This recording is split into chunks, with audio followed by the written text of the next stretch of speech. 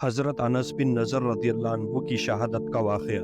حضرت انس بن نضر رضی اللہ عنہ ایک صحابی تھے جو بدر کی لڑائی میں شریک نہیں ہو سکے تھے۔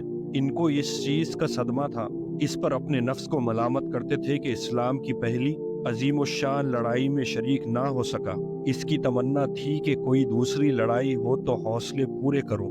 اتفاق سے احد کی لڑائی پیش آ گئی، جس میں یہ بڑی بہادری اور دلیری سے شریک ہوئے۔ احد کی لڑائی میں اول تو مسلمانوں کی فتح ہوئی، مگر آخر میں ایک غلطی کی وجہ سے مسلمانوں کو شکست ہوئی۔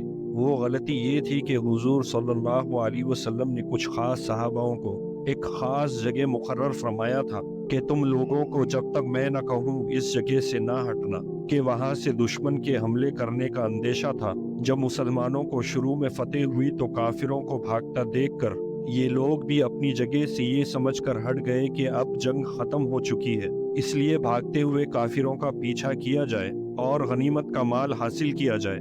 اس جماعت کے سردار نے منع بھی کیا کہ حضور صلی اللہ علیہ وسلم کی ممانعت تھی کہ تم یہاں سے نہ ہٹو، مگر ان لوگوں نے یہ سمجھ کر حضور صلی اللہ علیہ وسلم کا ارشاد صرف لڑائی کے وقت کے واسطے تھا، وہاں سے ہٹ کر میدان میں پہنچ گئے۔ بھاگتے ہوئے کافروں نے اس جگہ کو خالی دیکھ کر وہاں سے حملہ کر دیا۔ مسلمان بے فکر تھے، اس اچانک بے خبری کے حملے سے مغلوب ہو گئے اور دونوں طرف سے کافروں کے بیچ میں آ گئے، جس کی وجہ سے ادھر ادھر پریشان بھاگ رہے تھے۔ حضرت انس رضی اللہ عنہ نے دیکھا کہ سامنے سے ایک دوسرے صحابی حضرت سعد بن معاذ رضی اللہ عنہ آ رہے ہیں۔ ان سے کہا کہ اے سعد، کہاں جا رہے ہو؟ خدا کی قسم جنت کی خوشبو احد کے پہاڑ سے آ رہی ہے۔ یہ کہہ کر تلوار تو ہاتھ میں تھی ہی کافروں کے ہجوم میں گھس گئے، اور جب تک شہید نہیں ہو گئے واپس نہیں ہوئے۔ شہادت کے بعد ان کے بدن کو دیکھا گیا تو چھلنی ہو گیا تھا، زیادہ زخم تیر اور تلوار کے بدن پر تھے۔ ان کی بہن نے انگلیوں سے ان کو پہچانا۔